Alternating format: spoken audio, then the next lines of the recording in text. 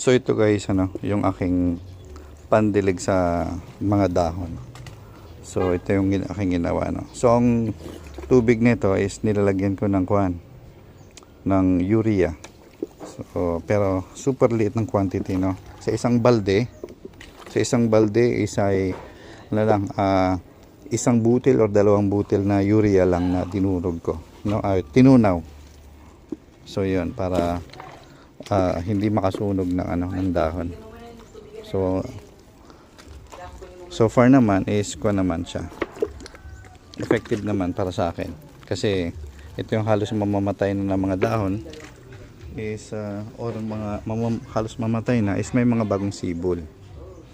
Katulad nito, ayan yung mga luma niyang dahon. So ngayon is buhay na siya, may mga bago siyang sprout na na mga sanga, hindi lang dahon, sanga. Ayan. So karamihan niyang ganun. Ito yung naninilaw na ito. Ayan. So hindi na siya tinubuan ng mga bago dati. So ngayon puro bago na. Ayan. Sanga. Bagong sanga.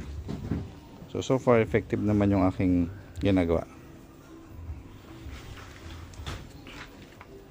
Yan, akala ko kasi dati sila ay sa tuluyan ng madededs. So buti lang is nakasurvive na sila ngayon. Karamihan ganun. May mga bagong sibol. Ayan. Ito mga lumang dahon. Ito mga bagong sanga. Ayan. Katulad nito. Ayan. Ayan. Tapos ito yung lumang dahon niya. Ayan. Maninilaw na lang siguro yan at malalaglag in the future. Ayan. Ganon din dito. Ito maganda example. Deads na siya. Dati. So ngayon surviving na siya. Healthy na. And may mga bago siyang sibol. Ayan.